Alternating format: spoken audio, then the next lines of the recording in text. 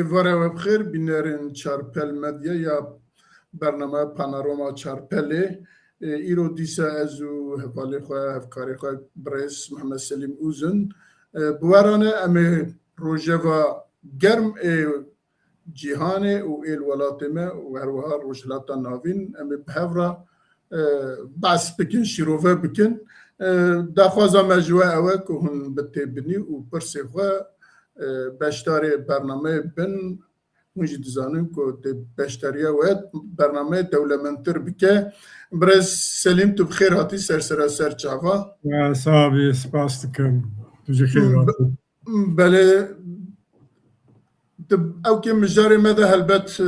rewşa cîhanê, rewşa rojhilata navîn û rewşa welatê me heye. Yekser em biçin mijara xwe ewilê ku cîhanê bigiştî û me jî dinya hemî alaqedar dike em ê biçine wê sernivîsa me Bandora Şerê Amerîka-Îsraîl û Îranê li navçeyê û li dinyayê ye. Hûn dizanin ji 45 rojê ku ev şer berdewam e herçend 14-15 roj berê agirbestekî hat pêk hat lê hêjî şer bi awakî germ danûstandin çûn û hatin tevgerekî ê şerê heye bawer bikin divî ewkî de hema bêje hemî cîhan çi rojhilata navîn çi Asya çi bêjin Ewropa û hemî cîhan her yekî bi qasê xwe li gor ciyê xwe li gor ewkê xwe tûşê ewkekî nehêniyekî vî şerî biye şer di navbena em dibêjin sebebê şer êdî gelek tişt hene lê tiştê ku hat dixuyen uranyum ya jî atoma ku li Îranê tê derxistin Amerîka û gelekî welatên İsraîl naxwazin ava li ser xwe li ser cîhanê wek tehdîtek wek ewkekî dibînin û her wiha bêjin enerjiya ku ji wê dertê ewkê wan li wê ye em dizanin ku dixwazin dizaynekî hetgav em behs dikin li ewkê bidine rojhilata navîn Îran demekî dirêj bû ev 47-48 sal bû ku dixwest ji xwe re xetekî xerîteyekî çê bikin ku bandora xwe li ser rojhilatan heta Ewropa jî bidomîne lê dewletên dinyayê nihayê dî wî ew nekirin qebûl zor hat taybet İsraîl û her wiha daxwaz ew bû ku piştî 100 saliya Lozanê ku carekî din rojhilata navîn were dizayn kirin ku tê de welatê me Kurdistan jî di nav daye ji bo wî jî şer û pevçûn û ew her berdewam e di vir de ya giring İsraîl dixwaze saxlambûna xwe dixwaze ewlehiya xwe misoger bike û her wiha pêşiya Amerîka jî dixwaze pêşiya enerjî û ewkê ku li vî li rojhilata navîn e bixwaze ji aliyê pereva bixe destê xwe aboriya xwe di vir de gelekî me got bandor ewilê mesela ji tengava Xurmizê rojê 14 keştiyên petrolê ku ji wê derd ketin diçûn ku rojê ji 120 petrola cîhanê ji wê ve derd ket çû lê eva nêzîkî 45-47 roj e ku ew derhatiye girtin û krîzekî mezin li wê dest pê kiriye krîz ne li wê tenê ye krîz li Çînê ye ku bi milyar û 400 milyon bermîl ji Îranê petrol digirt ew krîzekî mezin li Çînê vekiriye li herêmê li Qeter Riyad Dubayê nirxên ji ber ku nikarin petrola xwe gaza xwe îxrac bikin ya jî bifroşin derva nirxên xwarinê ya jî ji 100 zêde biye aboriyekî mezin ya ji giraniyekî mezin her wiha li Îranê ku dibêjin ji 160 ewkê wan niha enflasyon û 100 enflasyon çêbiye دوی شری دا جسده شست او که وان جیوان فابریک و او که وان پیشه سازی هاتنه بوم بکرن که آنها تک چویه و هر وقت دیسا لأوروپا او که گران کتیه نو ولاتین اوروپا گاز اگم بیجن دبیجن گاز آنها لأوروپا صده حشته او که وی زیده بیه و سم هاتیه دوین دوانس چند هفته های داویه دا والحاصل گرانیه کی مزن الهرمي هي وباندورا کی مزن جي هي هلبت ده هبل هفكاري مك سليم هنا كيجي بعساوان تشتاب بك باش جام باخ كرمك Arasti merev çava dest pê bikin nizanim şere ya jî agirbeste yani evê çawa bibe her taraf çi dixwaze dünya hemû merex dike em jî merex dikin erê wek te got li Pakistanê agirbest hate îlan kirin lê nemeşiya fiilî hem şer heyî hem merv kare bêje şerekî wiha dijwar wek destpêk tuneyî û xuyayê ev rewş bi wî awayî dewam bike. Sebebê wî çi ye gelo Amerîka İsraîl dixwaze wext qezenc bike hêzên xwe bêtir bide hev û carekî dê êrişekê dijwar bibe ser Îranê ya jî li gor hinek pispora Trump ji tê de Amerîka dixwaze ji wî evê xelas bike gelek li wî warî da dîtinên cuda analîzên cuda têkirin bê yek tişt xuyayî ev şer şerêkî di navçeyekî da rojhilata navîn da dest pê kiriye dajo lê te bandora xwe ne tenê bi navçoyê hududkirî ye şerên dinê yani ferqîtiya wî cudatiya hêrî mezin ev e em ê mesela Hamas û İsraîlê li Sûriyê rejim ket û hinek guherandinên dinê rojhilata navîn da tesîra wan bi ew qasî li ser navçeyê û li ser dinyayê çê nebû. Ew şerê Amerîka, İran û İsraîlê bandora xwe hemû seraserê dinyayê global kiriye wek te behs kir di warê aborî da, di warê siyasî da, di warê îtîfaqên nû da gelek wara da bandora xwe heye. Berî her tiştê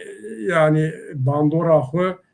ser aboriya welatên mezinê Ewropayî jî kiriye. Şoê navçeyê rasterast dibin tesîrên bandorên wî şerê din di warê aborî da. Loma jî hinekî dixwazin ew şer bêsekinan din li welatên Ewropayî da ev tendenseyî ev daxwazheyî loma jî helwesta wan ne tam zelal e di warê jeopolîtîk da jî bi xwe ra guherandinê nû anîne em bêjin evên gaz û petrolên evê çawa bibe îro û sibê dünya alternatîfê nû digere te nav kir Çîn jî tê da Ewropayî û welatê dî eger bi wî awayî biçe ew ê alternatîfên nû bigerin di wî warî da Tirkiye jî alternatîfekî ku li ser Tirkiye gaz û petrol enerjî xettên nû çê bikin. Rusya nisbeten di wî şerî da wek di warê aborî da baştir e petrola xwe difroşe lê Çîn Ewropa û welatên dî pir tesîr digirin gelek tişt buha bûyî li Ewropa jiyana rojane da merovi tiştê dibîne, ne tenê benzîn û tiştê dinê da ana xwarin û kel û pel û tiştê wîya da jî xuya dibe. Yani ev şer hatiye noktê ku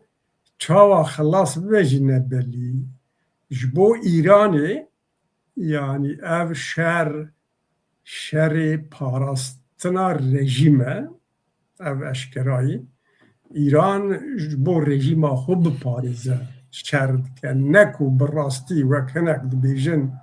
İran wek ji bo welatê xwe, ji bo İran, ji bo milletê xwe diparêze û şer dike, ne bi wîya wayê. Ew bîro baweriya xwe, îtîqada xwe a şîayîtî û rejima ku li ser vêya ava bûyî, rejima zulm û zordariyê 47 sal e, ji bo rejîmê bûyî mesela hebûn û tunebûnê, mesela beqayê. Ji bo ku rejîm karibe ser xwe bimîne, ji bo xirakirina Îranê di warê aborî da, warê askerî da, warê lojîstîk da jêra ne ew bike. Pêşî rejim ve qedera xwe bi her awayî bi wîya girêdayî ji xwe meriv mêze bike, dîrokê da jî wiha ye. Ew bîro baweriya Şîa û gor wan ew berxwedanekî ye û di wî berxwedanê, wî rê da bên kuştinî şehîd dibin, diçin cennetê wek şerekî îtîqadî Şîa bi wîya wayî. Loma ez bi xwe wek şerê parastina welatekî watan savunmasî nabînî ji ber ku İran bi rastî pir zarar dîtî darbê mezin xwerî. Warê eskerî da, warê aborî da, warê stratejîk evên xwe da û di warê civakî da gelek ew dîtiye. Wek qutiyekî girtiye hundir da rev çawayî di wîya jî em nizanin. Ya tesîra wê şerê li ser Kurda û Kurdistanê jî dîrek dike. Erê İran li Sûrî piştî ketina rejîmê ji Sûrî derket. Vekaletê wan, proxyê wan Hamas û Hizbullah û Xusiya û evên Sûrî gelek darbe xwarin û İran ji wê dirê derket. Li Iraq ji bo wan tiştekî dinê ye. Iraq ji bo İranê wek baxçekî wan e û heştî şabî wek dîrek bi wara girêdayî bin, wek destekî wan, piyekî wan di nav Iraqê da. Loma heta mimkun be Iraq jî bi xwe wa girê didin. Yani qedera İranê û Iraqê ana bi hev dûra hatiye girêdan. Kurdistana başûr di Iraqê de em dibînin ku di wî şerî da 500 carî zêdetir bi mûşeka hatiye hedef girtin. Kampên hêzên Kurdistana Rojhilat tên hedef girtin, şehîd henin, têda jin keçik jî henin şehîd dane. Aboriya Kurdistanê ew dibe û piraniya wan êrîşan, êrîşên mûşekî, êrîşên drona ji nava Iraqê nin, bi destê heştî şabî nin. Ne mimkun e ku heştî şabî bê daxwaz, bê ewa İranê tiştê wiha bike. Ew tê vê vateyê ku İran Kurdistana başûr û Kurd xwe dîrek hedef girtine, çawa di çavê Amerîka û İsraîlê da Hamas, Hizbullah, Hutsi, heştî şabî vekîl kuvvetên İranênin, proxy'nin di çavê İraniya da jî, tabii çavê Tirka da jî Kurd wek vekîl kuvvetên Amerîka İsraîlînin warta Tirkiye da Tirk dibêjin ew ê İsraîla duyemîn ava bikin bila sebeb nine. لما قدر باشور کردستان جی حیا درجه کی به وی شری را هاتیه گریدانه امی دورا سر بسکنن ما هلبجارتنا سروکومارتیا عراقی دا جی او تشدید لما کردستان باشور به طیبت بوی ساها شر چقاس به طرف بمینن بیجنن به طرف انجی دی عالیه دنی دا وقت طرف هاتنه قبول کرن گرتن وقت هدف هاتنه دوی وارد امریکا و اسرائیل تشتی کو پیویسته دوی اوی دا نکرنه یعنی پاراستنا کردستان باشور پیوستی خود دوار جینانی نه پاراستنا سیستم آکودانی نه جی ضعیفه لما مترسیه که هی براستی تکشونا ایرانی اوی بخورا جبو کردا پیشیا کردا وکه فرصاتی که مزین بینه کردستان باشور بینا خود بده پیشی راحت بکه بهتر راحت بکه لیبیا و دریش کرنا شر زرار ده براستی کرداجی و هنک زور دادن کرد دا و کرد طرف خود اشکرا بلی بکن سری دا مدید ترامپ دونالد ترامپ تیدا اسرائیل تیدا خواستن کرد دیرکت وی شری دا وک هیزن بجایی حرکت بکن کردا قبول نکرد تشتکی جیدا بو تشتکی راسیونل بو و لازم وها بده روماجی او شر اوی چاوا انجام بده وک مگو قدرا کردا گریداییه maalesef وک ابن خالدون de mukaddima xuda dibêje coğrafya qedere coğrafya Kurdistanê jî bûyî qedera milletê Kurd bi jeopolitîkê ewa xwe bi stratejîk ciyê xwe û bi hebûnên xwe ê bin ardê ser ardê hemû bûne wek belayê serê milletê Kurd qedera milletê Kurd tayin dikin ji dema Osmanî heta îro çi qasî şer bûne navbera Osmaniya û Îranê da Kurdistan bûyî qada şer û îro jî eynî tiştî em dibînin em çi qas bêteraf bin jî em wek mazlûmê vî şerînin nokta dinê ziyazê bêjim girê bidim di vî şerî da siyaseta Tirkiye tabi balkêşe siyasetekî durûye aslê xwe da zayıfketina İranê tekçûna İranê ji bo Tirkiye baş e pêşiya Tirkiye ve dibe ji xwe piştê ku İran ji Sûrî derket valatiya ku İran hîç Tirkiye dixwaze dagire loma jî wek emperyal hewesên Tirkiye zêde bûne new Osmancîtiya Tirka bêtir xurt bûyî di wî warî da baş e lê Îranê da guherandinekî walatiyekî çêbe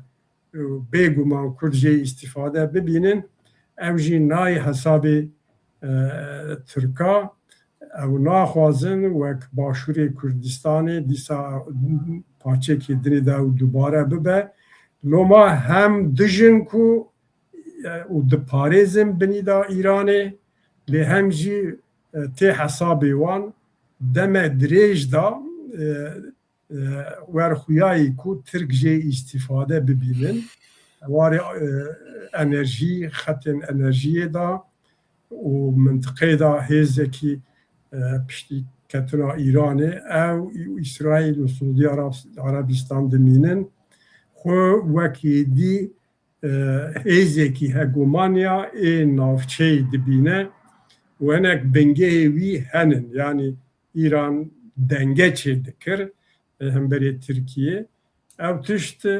ew têkiliyên İran İsraîl û Tirkiye jî pêşerojê da bêtir xirab bibe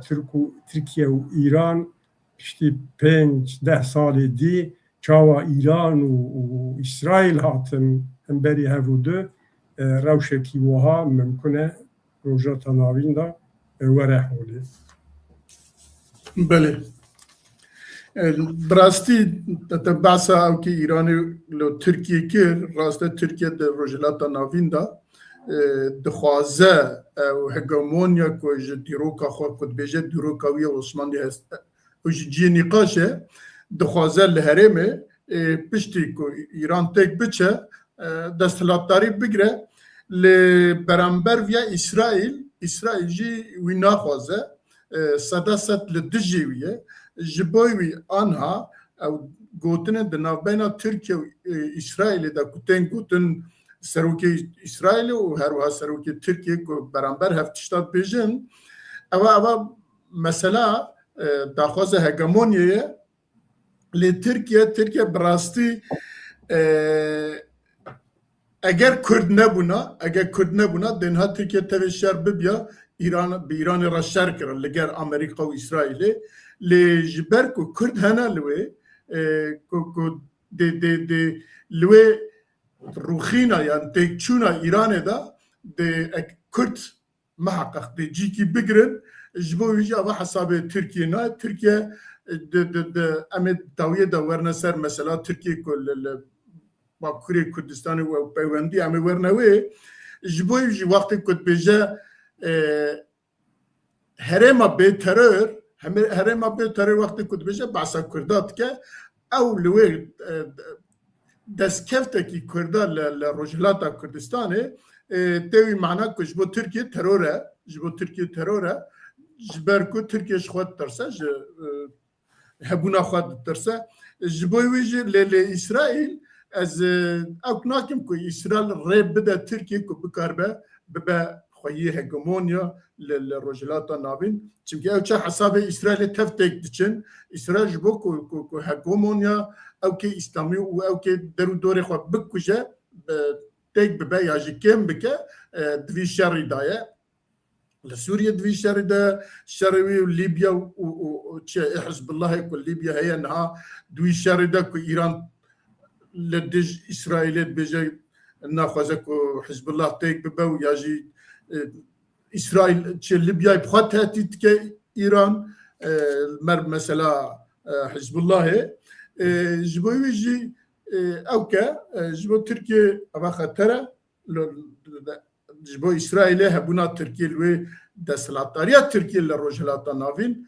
جبو اسرائیل خطره و از باور ناکم که رب دوی تشتی جی لیدیسا جی ام نزان سیاسته و هیزه و قوته و برجواندین دولتانه هلبت مثلا باشور کردستانه و حشد الشعبي عراق حوثي حزب الله نظام چه براستی باشور کردستان جروج عوله دا هم حشد الشعبي عراق بخوا دولت عراقي بخوا و هروها ایران هر چند کرد نخوازن و حقا جي دوی دا که نکارم ببن طرف جي لديسا جي حتى انها نزيد كي حفصد و بينجي حفصد و شيست هفته موشکا و درونا آویتنه او که پشتی اسرائیل هری زده که درونا او که آویتنه موشک و درونا آویتنه لباشور کردستانه که باشور کردستان هر چند نواوی شاردانی نجی هم جالی حشد شعبی و دوریوه و هم جی جاو که لکردات خن کرد البته سیاستا کنها اوت کم بدنگی یا جی به اوک هنه کیش مجبوریته هنا كي او كي دولة درو دورة تركيا ورحاصل ايران و روشان او كنينا ونكرن باوريكي كردستان بكار ببارزة الدولة الدنيا نامنتوي ويجي نديتنا او جيتنا جبو ويجي روشا باشور كردستان براستي انا دخطرية دايا جبوی دوی کرد دوی واردا هشیار بن و د دیپلوماسیا خدا د karên çalakiyê xwe de û her wiha li Ewkê birastî çawa li beramber Ewkên Rojavayê Kurdistanê ew kirin li hemî Ewropa diaspora û li welatên Kurdistanê tev divê Kurd anha hem li diasporayê û hem jî li Ewkê çawa ji bo Rojavayê Kurdistanê derketin qada derketin kolana divê îro ji bo Başûrê Kurdistanê jî heman tişt were kirin ku di xeteriyê daye ev bûyerên hayê dawiyê ku nihal Başûrê Kurdistanê dibe ewana jî bi awakî bîye Ewkê xeteriyê yani meriv dikare wext ege bê şîrovekirinê mesela ku çi ye serokkomarê helbijartina serokkomarê Iraqê û li dij derketina aliyên dinê Kurdistaniya li Başûrê Kurdistanê her wiha dîsa mesela Kerkûkê heye waliyê Kerkûkê heye ku bi rastî Kurd anha piraniya Kurdistanê li dij jî wîne heşta şeعبî û Îran jî ji bo ku ew aliyê ku li dijin dengê xwe bibirin ava di roje bi drona û bi mûşeka li Kurdistanê dixin bahane Ewkê hêzên bêjin partî û rêxistinên Ewkê ku rojhilatî li wê ne ewana tev bahane ne mane ne hedef armanc Başûrê Kurdistanê ye divê Kurd ya wisa fehm bikin ya jî wisa tê bigin ji bo wî jî dibe seferberiyekî mezin li diaspora divê rewşa da ji bo piştgiriya Başûrê Kurdistanê derkeve holê îca tiştek ve ez bêjim mesela Ewkê heye NATO heye piştî vî şerê dê NATO bimîne nemîne ya jî dê çawa be ew jî ciyê nîqaşê ye em ê binêrin û her wiha dîsa Yekîtiya Ewropa dixwaze li Ewkê Xurmizê parastinekî çê bike di nav xwe de Ewkekî ku tengava Xurmizê biparêze bê Amerîka dixwazin çê bikin ew jî bi ser dikeve bi ser nakeve ez bawer em nizanin ha çi bêjin lê em dibînin ku Amerîka ji nihava bi hezaran esker cardin xistiye wan dera tîne li wan dera bicî dike em ê binêrin ku sebeba mezin li hevnekirina Îran û Amerîka û İsraîlê yekî jî tengava Xurmizê adinê jî Ewkên atomî û çi uranyum e li gor ew tişta wan tişta dibêjin belkî ew bi nav bikin lê tiştê din dibinî de helbet zaf e û bandora Îranê ku heta çûbû Ewkê Hûsiya jî şikandina wî ye lê em niha bêjin ev qasayê min eger tiştekî tê tinê tune be em derbasî Ewkê xala xwe didiya bin. Em derbas dibin. Belê me got Ewkê me xala me didiya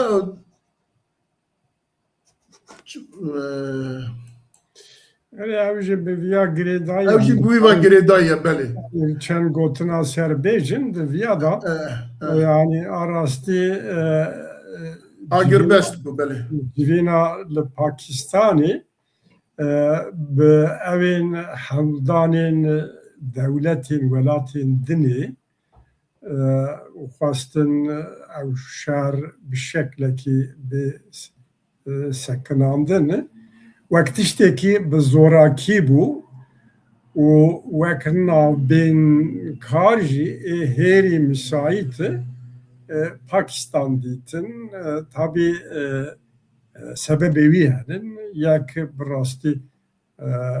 nüfusê Pakistanê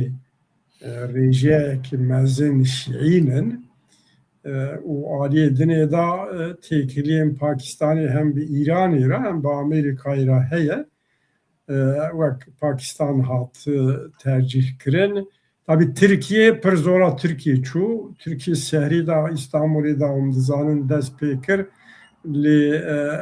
sebebên wî nehatin diyar kirin ji wê derê da birin Omanê ana jê Pakistanê. Pakistanê da ceribandinek bû yani her du alî çi dixwazin û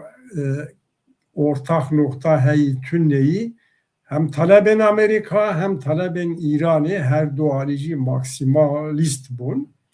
û bi xwe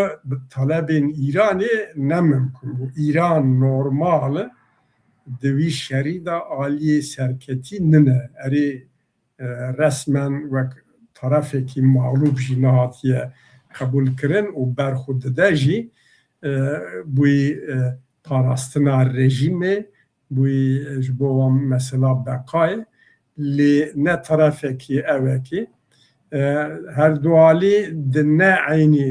şarta danin tevî viya jî dîplomasiya Farisan da timî ew heyî bi talebên hêrî bilind dest pê dikin û o noktakî orta jê re bibînin ji ber bandor û baskıya devletên dinê hatin cem hevdû ê jî li ser Trump jî ew tesîr heyî ana li Amerîka li İsraîl li Awropa hemberê wî şerî nerahatî zêde bûyê û êdî deng derdikevin senatoya Amerîka bigire di nav cumhuriyetçiya da jî tê da ew dibe wek cerimbandinekî wek mecburiyetekî ji bo Trump û Amerîka lê aliyê dinê da jî belkî wext qezenc bike yani Amerîka wext qezenc bike û İran wek test bike lê ser neketin û bi wî awayî nabe şerrekî wiha da heta aliyekî yani galib û mağlub belî nebin taraf nikarin li ser evekî li hev werin xwe navê wî agir beste yani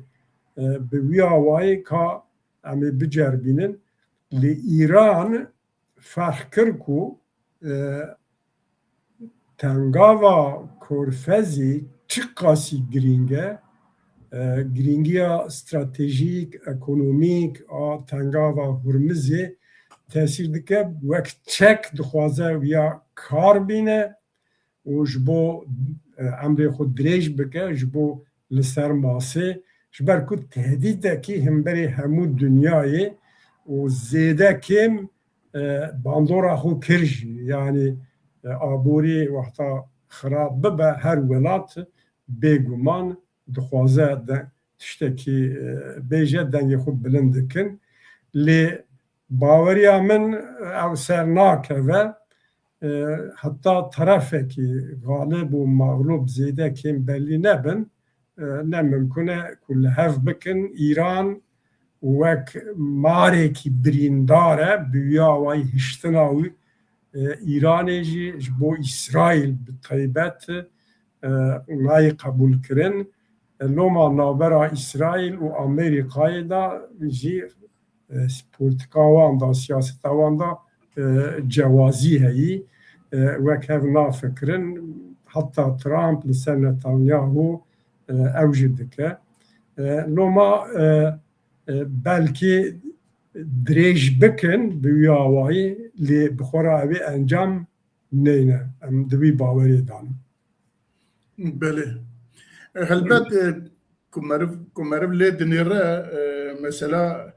tengava Xurmizê di destpêka şer de ew qasa li pêşî nebû yani wek tiştekî stratejîk nebû ew paşê derket ortê İran xwest bandorekî dayne ser wî û aboriya cîhanê tevlî hev bike ku bibe bandorekî li ser İsraîlê û Trump lê دوێ de çi qasa bi ser ket tê nîqaş kirin me behs kir ku dewletên Ewropa û Amerîka û hemî cîhan ji alî aborî ve ketine tengasiyekî sebeba herî mezin yekî jî sebeba herî mezin tengava Xurmizê bû ku anha İran wî stratejî wî ji bo xwe xistiye mîna stratejî û mesela uranyumê bû li ser mesela uranyumê dikare li hev bike dixwaze li hev bike lê Amerîka ew kê zû bi zû nêzîkê wî jî nabin bi awayî ku ew dixwaze ev şer گوت هەیە کو دixwazin carekî din bicivin carek din biafin werne bihev lê Îran naxwaze li Pakistanê be derekî din dixwaze ji ew der ku derê ye heta niha diyar nîne ya jî eşkere nebiye lê çima ji Pakistanê aciz e em wî nizanin çimkî bi qwetekî mezin nêzîkî 150 kesî çûbûne civînê û bi hemî sistema hemî berpirsên sistema dewletê li wê bûn Amerîka jî 300 kesî anîbû wî civînî bi hemî pisporên xwe û ewkê xwe va nêrî ku li wê helbet hinekî nêzîkî hev bûn û hev test jî kirin ka kî çi dixwaze ku li gor wî îca ege şer jî bikin li gor wî şer bikin ege carek din werne bihev ji bo axaftinê di dîsa li gor wî werne bihev hev test kirin her du jî hev her du alî jî hev nas kirin îca ka de carekî din werne bihev neyne bihev di vî şertî de werne bihev neyne bihev di vî şertî de ez em zêde ew nîne lê wek cenabê te jî behs kir heta ku alîkî nekeve heta ku alîkî nekeve mecbûr nebe gelek tişta qebûl neke zû bi zû dê ev şer raneweste dê dewam bike em ê li pêşerojê binêrin ava Amerîka eskera şeyne tengavê dixwaze tengavê ji bi nîva têkiliyên Îranê ji wê bibire ku hinekî nefesa dinyayê vebe ji ber aborî û enerjî û tiştê wisa kan binêrin kaça de ez xwe dê bicivin îca kengê bicivin ez wê nizanim lê ew ê bicivin û bebe ewkekî wisa ku alîkî ku êdî bikeve ku êdî nikaribe berxwe bide dê paşê îca bikaribin bicivin kan binêrin çawa dibe belê tiştekî din divî mijarî da Na mijara xwe dinê de belê em biçin mijara xwe dinê mijara me dinê bêdengiya li Rojava Kurdistanê ku me gotiye ne alametê xêrê ye bi rastî ne alametê xêrê ye em dibêjin bêdeng nînin dibinî de gelek tişt dibin û gelek tê nekirinê lê her tiştekî ku hatiye kirin heta niha ewkên çiye ewkê Kurdadanîne yani di berjewendiyê Kurdadanîne mixabin entegrasyona ku dixwazin ku Tirkiye dixwest ew ê entegrasyonî vaya hêdî hêdî pêk tînin îca di vî warî de heta niha bêjin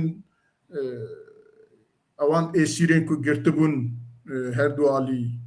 ji hev re teqez kirin ew ê wîşand ew ê wîşand em lê nêre ev êsîrana jî hemî diwan çend rojên dawiyê ku şer çêbiye ji sedan notê wî ew çi hatine girtin ku meriv li wê dinêre meriv dibêje bi rastî tehdîdekî ya jî xeteriyekî gelek mezin hebû ku bi rastî gelekî Kurd dê bihatina kuştin û ew bû lê ew helwesta Kurda ku hemî li cîhanê rabûn piya ew bû asteng nehêşt wî tiştî bikin lê em lê dinêrin ku bi hezaran Kurd xortê Kurda hatine girtin hêj ê ku hatine kuştin ewana tespît nebûne ewana jî dê cenazê wan jî her du alî teslîm bikin ka yekî çi qase heye li Bakiyê ev xeterîkî bû ew anha ew êsîrana têne berdanê xeyên ji wî ew derîkî ewkê hebû ku 7 sal bû girtî bû navbena Tîltemir Dirbêsiyê û Serê Kaniyê da ew rê hebû ku her bêje mesafekî ewkekî li ser hebû seyterê eskerî li ser hebûn ewanan hatev ji ortê rakirin bi beşdariya hem bêjin Hesedê û ewkê dewletê bixwe asayişên wan xistine yek ewkekî daniye yek seyterekî danîne ji bo kontrolê ew rê vebiye ku peywendiyê navbera wan her sê herêma ye وخنجوي احمد شرعه او تشبو نافيجن كي مش بيركر او انا دروج بري تشوبنا شامي او كا گفتگو بكن كحتان ها تشكرنا تشنكرنا و تشكي مايا وانا بجيبينن دناباني دا او كي بكردارا جوينكي عبدي بكردارا جوينكي تشيو برخستاني كردستاني را تشكر لي ناف رخستانا ندابون نظام رخستن دنا پی دی دانه کل بهبرا هفکاری کرنه پینکه کلو بواره یا جی ادنا تدهنه تننه او جی او کنینه لی تبع سکی آلی انا کسی و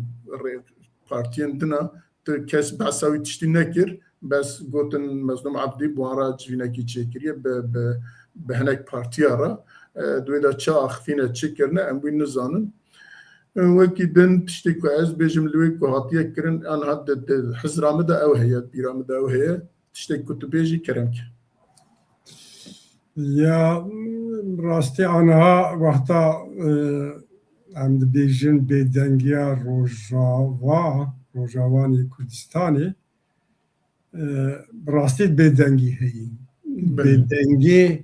بيدنگي كي نلگور دلی کردایی بیدنگیه کی ند بجوندیا کردایی بیدنگیه کی علیه کردایی و زندکرنا کردایی انا کرد و کنکرت اگر مره بیجه قصده نمایی او بخوش بیجن قصده نمایی کو سری دا لهنات يا إلى كرن كنا مايا اره بس برپرسیاری وان دبیجن و کس دیجی برپرسیاری وان کو دبیجن قصده نمایی دنگ خوشی در ناخینه وقتا مرف دبیجه بیدنگیا روجاوای کردستانی هم بیدنگیا ناو خواه هم جی درواش بومه بیدنگی تیوه ما واته کو دناوان بخوجی طرفنن دیتنین جدا هنن خواستنین جدا هنن هلوستین جدا هنن لی تام اشکرا نبونه آریه که دبیجه قصده نمایی که براستی قصده مایی که رسمی به اعلان کرن ده او پروسسا انتگراسیونه وک هبونا قصده قبول نکریه هیزین گودنا قصده دابون قبول نکرنه مثلا هیزین جنا نه پیدا وادنه yani fiili qasede nemayî fiilî xweseriya ku digotin li Rojavayê Kurdistanê nemayî fiilî ew dezgeh û sazgehên wan ku hebûne di êdî entegre dibin bi rejîma Şamêra entegre dibin xwe ev 13-14 sal e tiştê ku fiilî çêbûye di nav 14 heta 15 sala de dezgeh û sazgehên ku henin rêxistiniya ku heyî tiştê ku çêbûne tu nikarî di nav mehekî du meha û sê meha û heta salekî da rakî diya di nav pêvajoyê da bi prosesa entegrasyonê êdî entegre dikin û bêdeng entegre heye entegrasyonekî bêdeng heyî reaksiyonekî hemberî wî ciddî wiha tu neyî erê di nav xelkê de meriv cîhna dibîne wek nimûne xortekî rabû çû ala Sûrî anî xwarê wî girtin birin ceza kirin aliyê dinê de meriv dibîne ku Kobanê ku sembol dinyayê da bû sembol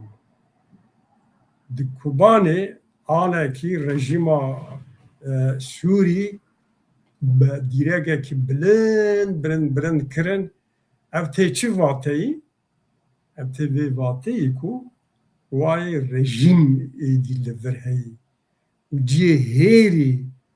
sembolîk ciyê hêrî ku dilê Kurda da cî girtî ji bo Kurda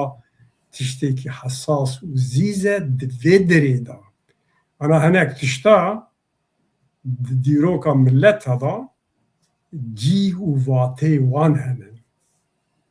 yani em bêjin wexta Iraqê da Başûrê Kurdistanê û Iraq ew proses dest pê kiribû Paul Bremen gotibû ku bila peşmerge nemîne wek hêzê hudûdî û bi evê bimîne Mesûd Barzanî dibêje ku hedê kesî nine peşmerge ji ortê rake peşmerge malê milletê Kurd e ew tişt milletê Kurd anî holê ancak milletê Kurd qerar dide û helwestekî tûj girt û Paul Bremen paşta gav avêt tiştê wiha dîrokî sembolîk mihîm in hatina peşmerga çûyîna wan Kubanê sembolîk bû berxwedana Kubanê şerekî wiha pir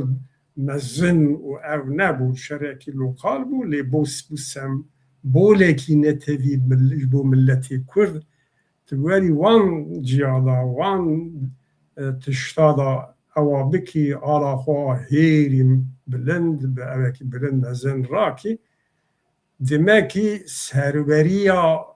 rejîmê di wê derêciyê hêrî sembolî mihîm da êdî serweriya rejîmê heyî meriv wiha bixwîne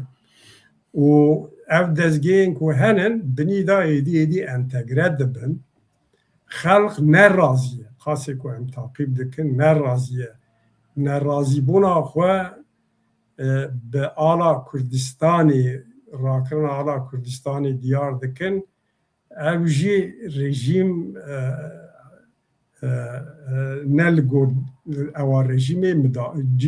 carna hinek ciya müdaxele kirin û müdaxele dikin erev ji wana dibîne ku di Rojavayê Kurdistanê da prosesekî entegrasyonê a bêdeng tê meşandin wek daxwaza Tirkiye û Abdullah Öcalan di vê derê da tê cîhkirin yani di fiiliyatê da ew bû bi rastî ev di warê siyasî warê îdeolojîk warê destkeftiyên ku hebin di wan da ji bo Kurdan ne baş e ji bo moralê Kurda siyaseten ne baş e destkeftinê ku henin bi wî awayî bimeşe di ew prosesa entegrekirina bêdengî da yek ê entegre bikin şo nav wan da hinek profîl henin hinek însan henin wa rehat eşkera dipêvin êdî dibêjin qesede jî nemayê ew jî nemayê û em entegre dibin bi artêşa Sûrî ra netîce eger wek meriv mêze bike a rastî Ankara û paradigma Abdullah Öcalan di wê derê da tê pêk anîne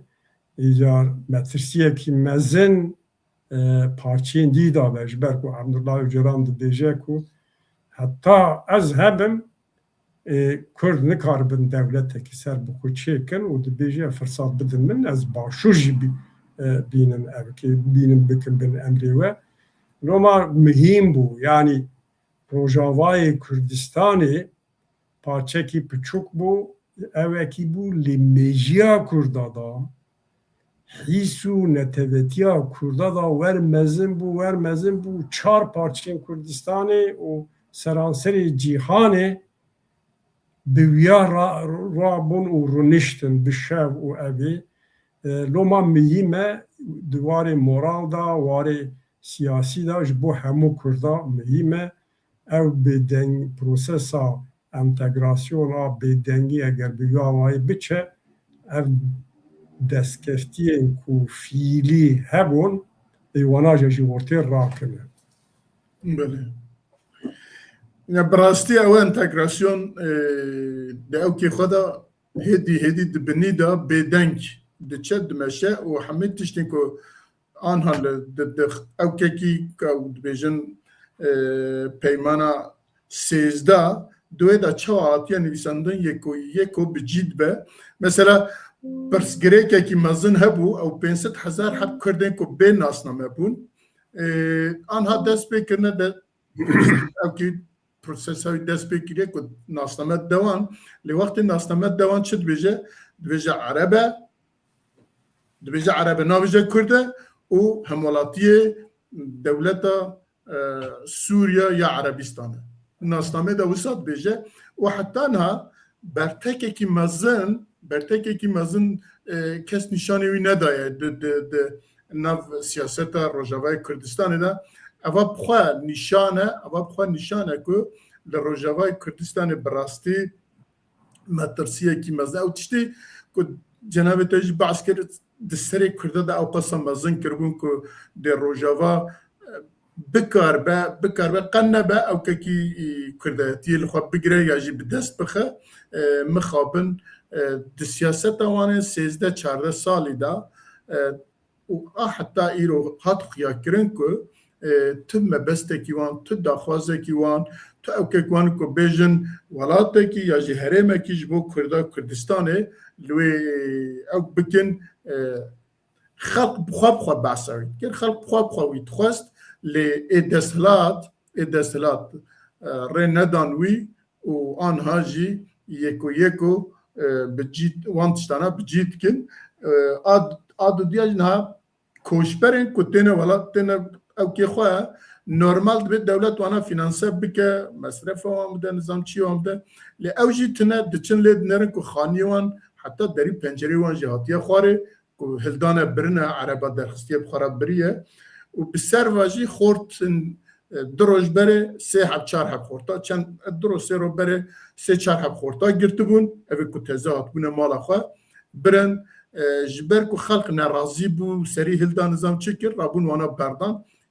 ایرو دیسا خورتا کی جوان کشبره که تزاعت جیه خواه دیسا یک جوانا گرتن و حاصل جالی که هم چافترسینه کی لسر خلقه هیا باندورا که لسر خلقه هیا و جالی بیشتر ریوبریا خسر یا جی او که وقت مداخله کیش بوان تشتاتنه و حتی و روزی دوبو خورده کی کرد دیسا رواندم که ببنا عسکریه چماج ایرو خورده ببنا عسکریه امیج نزان یعنی وکی ریوبریا خسر ببنا عسکریه امیج نزانن لی خورده کی برمش برکو دیو باوی و خلق و نظام چه مداخله کردن رابون زارو که خواهد پاشما کردن و حاصل روجاوای کردستان مخابن نه او که نه او داخوازه که کردات او کر هیوید کر نه دوی آسیده یا جی نوسانه جبوی جی بیدنگی که مگوتیه بیدنگی براستی بیدنگی دبنی دا همین داخوازین دولت سوریه که او که سپوری وانجی دولت ترکیه یکو وای تین جی ام بنرن که چواد به پیش روزا مدا. زبابم لامبا فیخن. تمام. بله ام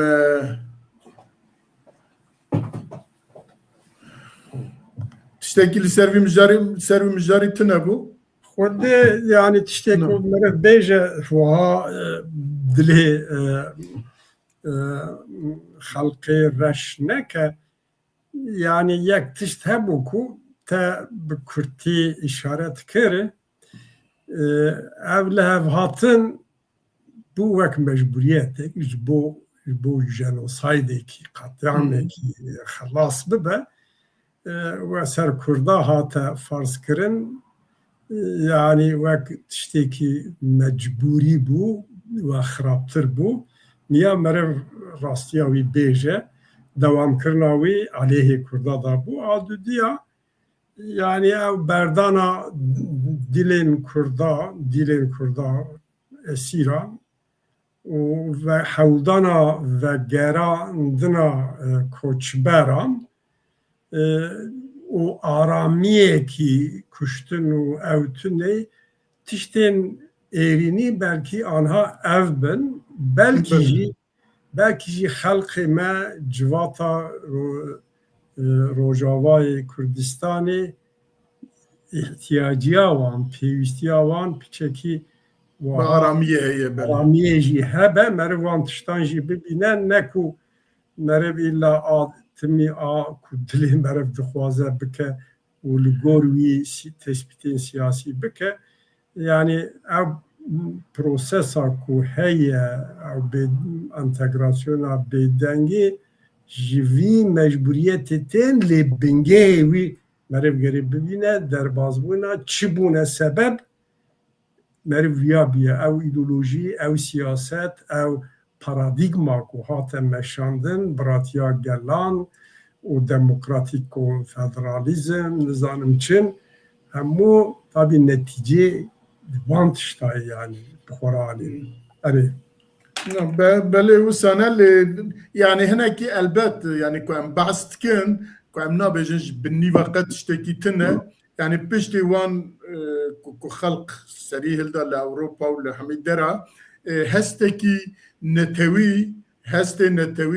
ewkê li Rojavayê Kurdistanê derket holê. Yani ku xelq hilda bi alên Kurdistanê xwe meşandin û xwe pêşandan û xwe nizanim çi bi dilekî germ ku pêşwaziya alîkariya Başûrê Kurdistanê pêşwaziya ew qet kirin, ewa xwe danîşanê ku xelqekî heye li wê, ku xelqekî heye bi rastî Kurdin, bi rastî Kurdistan ne, bi rastî daxwazê wan ê Kurdistanê pûnî zêde ye, lê anha ew reş nîne. Ême heyfa me bi ewkê tê ku 13-14 sal bi sîlah wan dere parastin, sîstemekî danîbûn, ji xwendinê bigir heta ewkê her çi qasa xirab be jî, di nav xwe da ku diwarê demokrasiyê da di nav xwe da ewk nebû jî, lê dîsa jî sîstemekî hebû, ew jî têk çû, eva merfa ew dike. Yani dibêjin ya çima 14 sal me sîlah girtû ji bo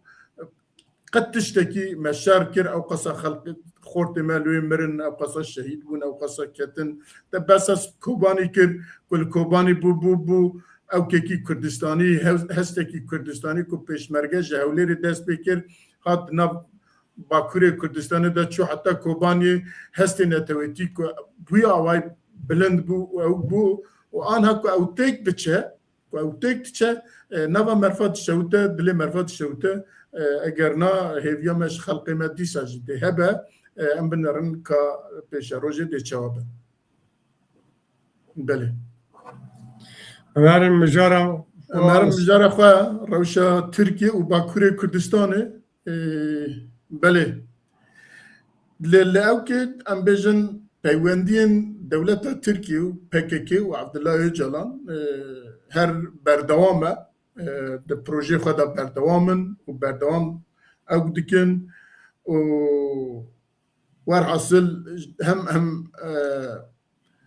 Baxçelî gelek memnûn e û hem jî Erdogan gelekî memnûn e, her çend ewk nakin, xilas nakin vî ewkî jî.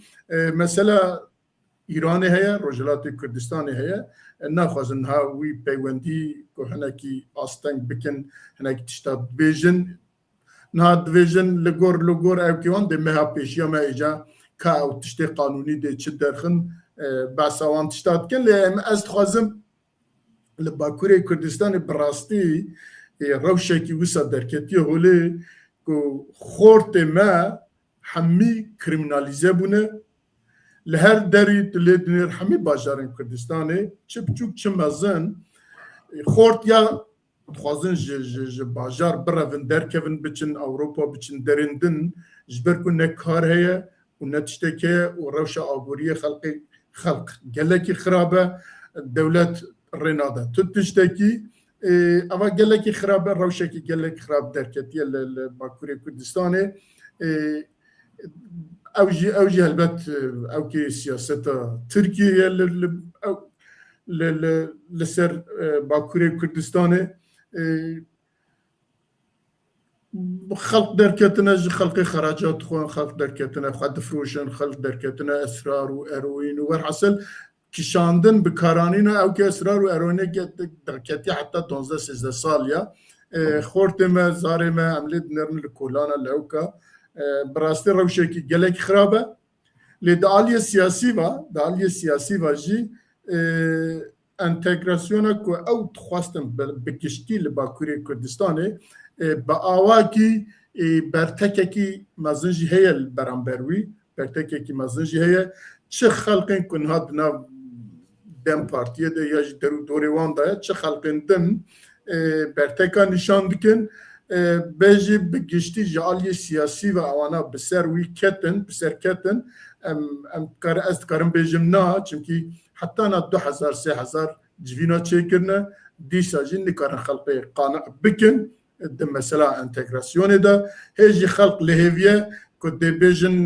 ده مافکی جبو کرداد در بخن ورحصل هیچ لهویه وینه کاسبه دست با اوی یاسا قانون ترکیه چوا بگارن خلق هیچ لهویه وانه لی ترکیه جیب یا هر باش واتخه ها ایرو هاوسبه منا کوچا باقی کی باوی نه واوی بنوی هدی گرم کی کوجی حتی کو بکلاجته دا بمرجی دنگی خو درنخه شخراهیم ببد خوازن خلقی و ساهیم بکن ل برانبر ویاجی ل باکوری کردستان جالین پارتی و رخصتن سیاسی و حوله کی هي جاده کی هي کو خوازن پیشیا وی انتگراسیون پیشیا وی او کی بگرن جبوی چند جوین چه بونه چند کنفرانس چه بونه ده مهادار ده کنفرانس کی ده مهادار دو کنفرانس چه بون 14 مهده و 28 مهده هنه کی عالی و بیجن پارتی سیاسی دخوازن انیه کی جبهه کی خلقی بین باهم که بکارم بمن آلترناتیو پیشیا وی انتگراسیونی بگرن او جهه yani kareki usa jiheye o وكيدن مثلا Türkiye disa anha Türkiye بخوا بعسكر شعبي هيجي للروجلات كرد روجava حلبو لجوروان روجلات كردستاني وهروها باشوري كردستاني البت يعني تركيا وقت باشوري كردستاني جهادنا بروجوان دا لهفياوينه قال بلكي لروجلات كردستاني جی کرد وک روجاوای کردستانی بکوینه ناف انتگره ببن و فلان ببن هیویاوان هیا لکاب ده بسر بکوین بسر نکوین از بخواب bir boçuna xal eknakim kul de ser bikevin çünkü parti û rexstinê Rojhilatê Kurdistanê ne ku emîna Rojavayê Kurdistanê ne bi dehan sal tecrübeya wan heye, şerê wan heye, rexstiniyê wan heye, millîne Kurdistanî ne. Ji bo wî Tirkiye ez bawer nakim divê de bi ser bikeve lê dîsa jî çaverêt ki heta ku ji wan were ew ew kê Kurda خراب بکن و هر وها دیسا جی لوکی لباشوری کردستان جی هر چند ددن دستینن جی لنیتکی پاک نینه و دولت پشت انتگراسیون چندکی بره اردوغان لسر پارتی و رخستن یا جی آلین سیاسی کل گلوی پروژه انتگراسیون نینن برانبر وان اردوغان بخوا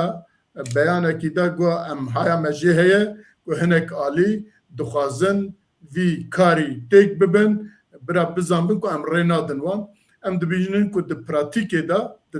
پراتیکه دا د جیانه دا هدی وان تشتانا جی تکن لکولانا وقتی که خل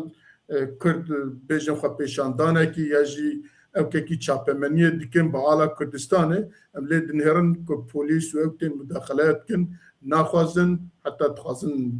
دستی وان بستینن آلی وان جوان بستین فلان بیوان یعنی او که جی دست بکریه ام بنرن چکات شواد به بله اجترا بیلی yani ana tabii prosesa ku pevajoyê ku bi imrarî re hate destpêkirin îmralê û baxçelî proses ساوی وەک دەستپێکێ زێدە نای مناقەشە کردن ئیدی زێدەکێم هەرکەس عالیە خدا ئیقنا بووی ڕەوشچی نقطه کو هاتیه روشا آهری داویه وکو تشتی کو سری دا مدگوت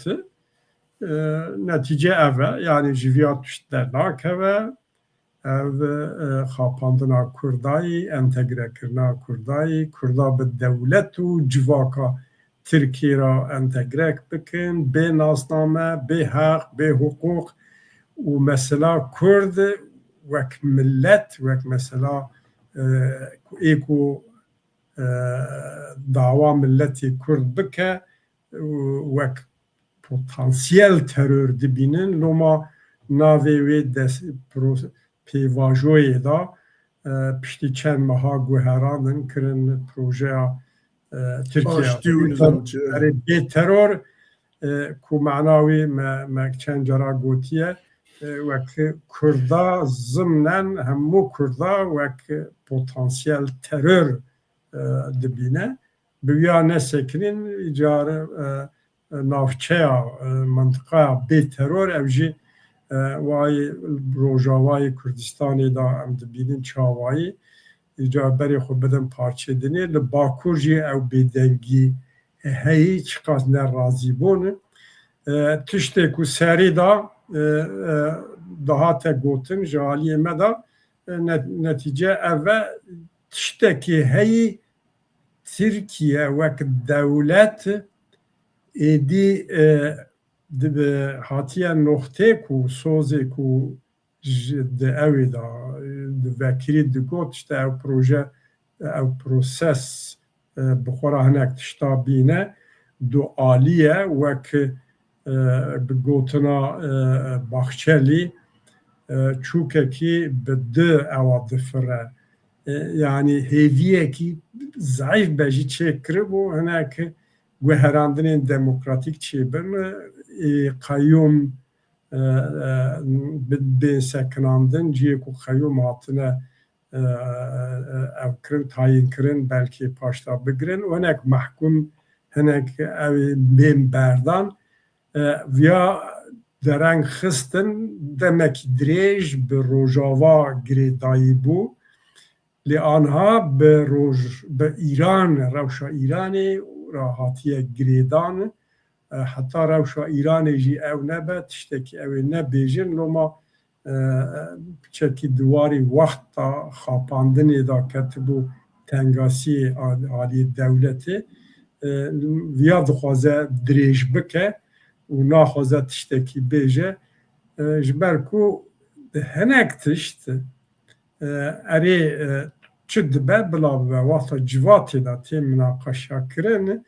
zêde kêm pêwîstiya wî tu gerek bikî yani dewlet jî tiştê ku bike veser evê dewlet jê wê pêk bîne ew be di xelqê normal da jî cih cihna ew hêvî hatiye çêkirin ew jî ji bo dewletê ne baş e lê bêdengiya Bakurê Kurdistanê wek bêdengiya tedî dibêjin bêdengiya pêşiya firtinayê qasirgayê wiha ye li Bakurê Kurdistanê da rastî bêdengî heyî hem jî bêdengiyekî pir kûr û bisalayî û li gor civaknasiyê yani gor ilmê sosyolojiyê eger civatekî pirs û pirsgirêkên xwe nikaribe hal bike rê û mecrakî nebîne têda bimeşe bi şeklên bi reaksiyonên cuda cuda dide der anha meriv dibîne ku civata Tirkiye riziyayî yani Tirkiye wek civakî jî ne tenê warê ekonomî, siyasî û dîplomasî, dîploma navnetewî da wek civakî jî riziyayî ew rizandin ew xirabûn li Kurdistanê jî te behs kir li civata Kurdistanê jî bandorekê xwe mezin çêkiriye ev du hadisên dawiyê ê Maraşê û ê Rihayê Berekê بله ew tiştê ku min xwest bêjin wexta sosyolojîk dibêje eger civat kanalekî nebîne bi tiştên ecayîb bi tiştê ku heta wê rojê nehatine dîtin bi wan rê rêbaz û metoda xwe bidin der anha ev kelandin ev bêdengî ev rizandina ku hem li Tirkiye hem civata Kurdistanê da Bakurê da heyî bi şeklên cuda cuda xwe didin der te behsa bêkarî bêhêvîtî rewşa xorta ji siyasetê dûrketin madên hişber karanîn û ne cihî da bejî malêsef yani rastiyê civatê me re bêje fuhuş heta eger vana zêde bûne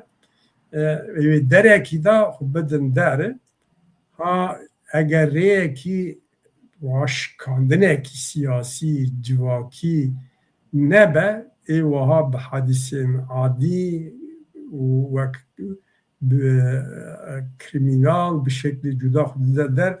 loma ev hemû alametin ku li Tirkiye jî li Bakurê Kurdistanê da jî rewşa civat hatiye çû rewşê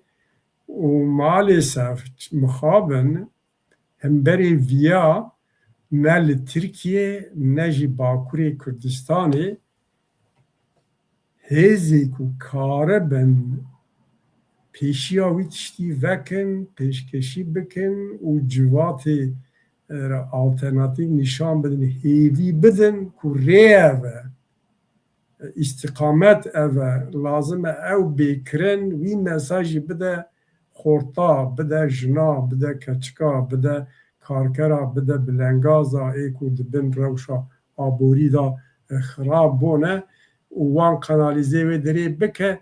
ew jî tuneyî Tirkiyeyê muxalefet tuneyî ê ku heyî jî her roj yekî digirin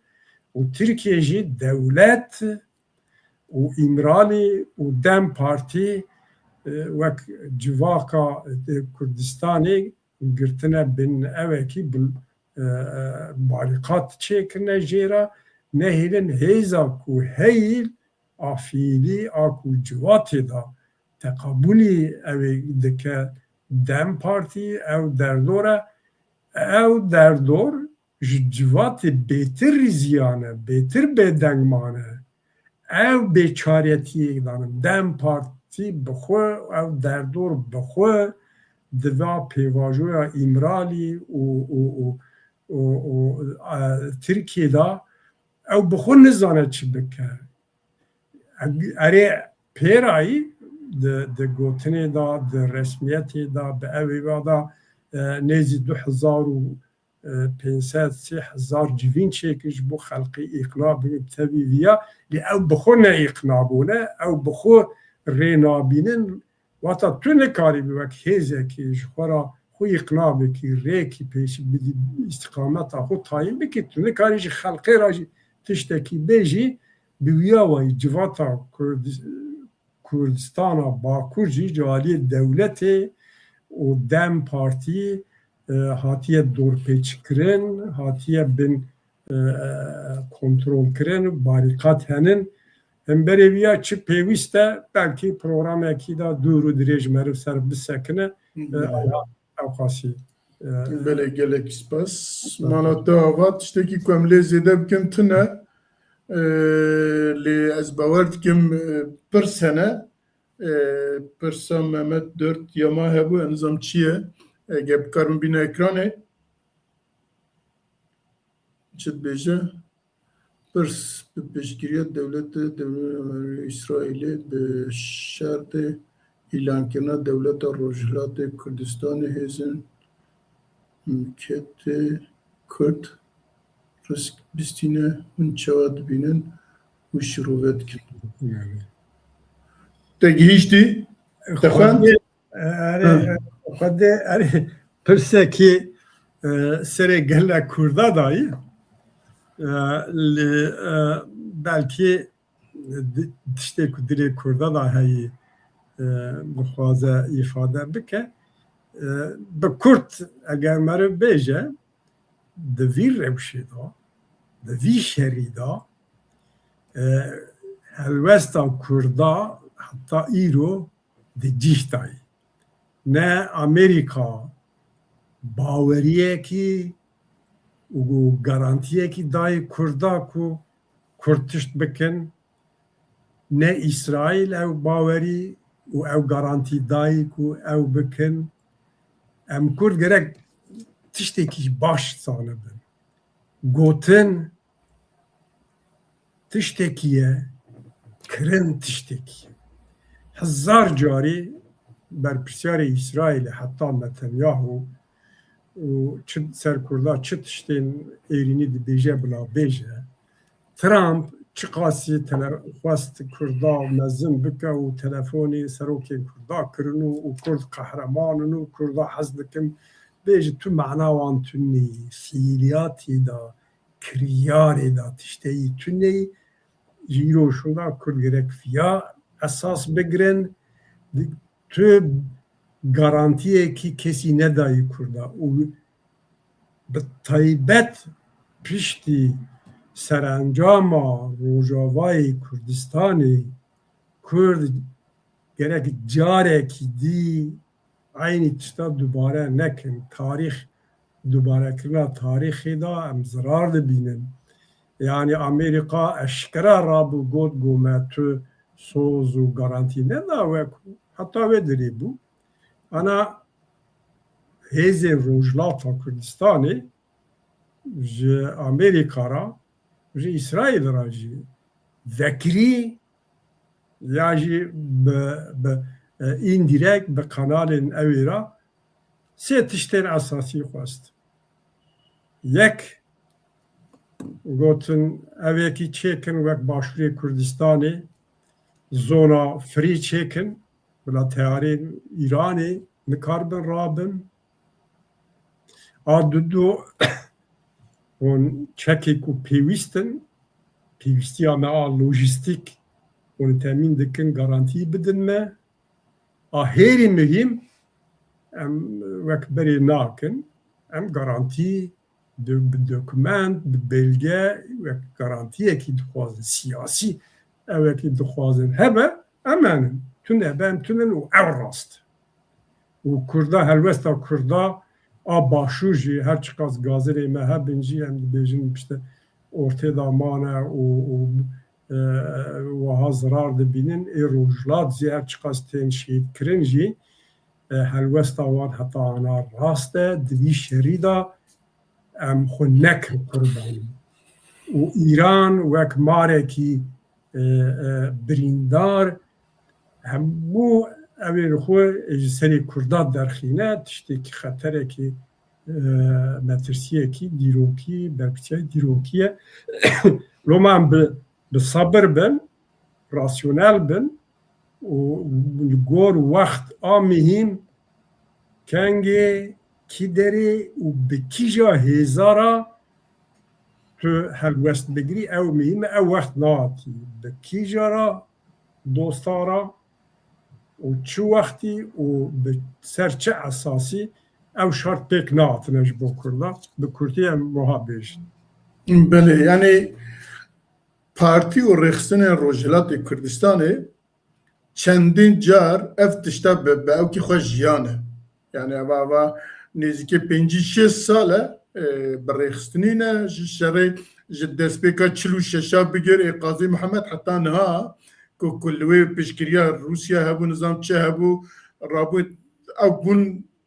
hêzawan jî ew dewletekî îlan kirin li piştî 11 Mehî tev evkî xwe paş vekişandin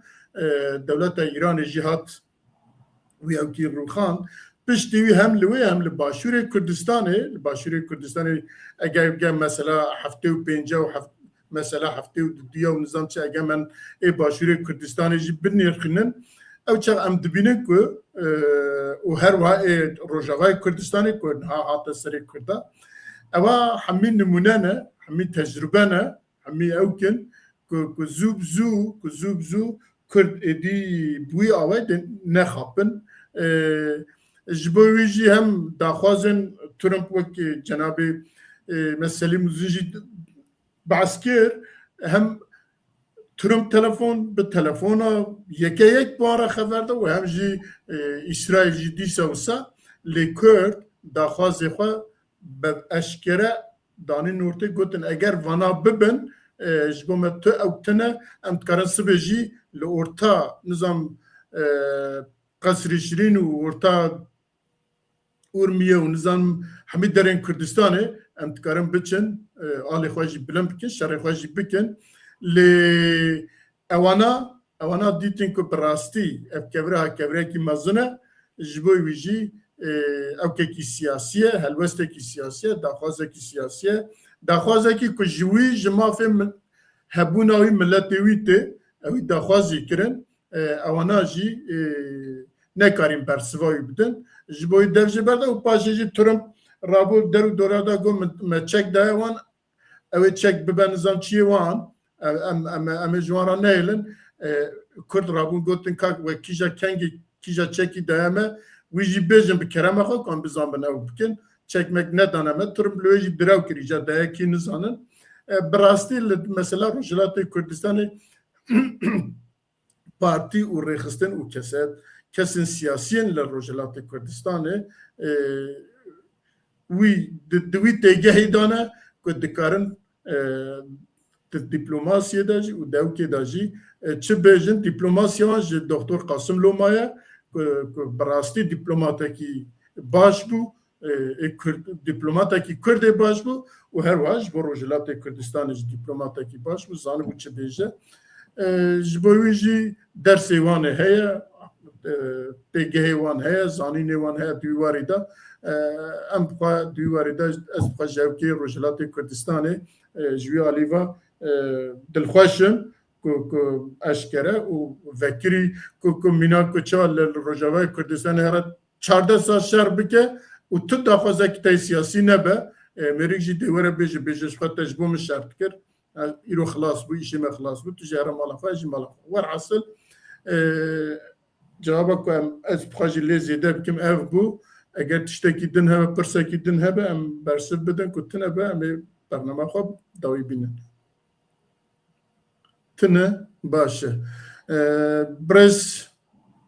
temaşevanên hêza şeva we bimîne xweş va saet û nîvekê ku we gudariya me kir mala we ava û ji bo têbinî û pirsê wan jî dîsa mala we ava û ji bo kek Selîm jî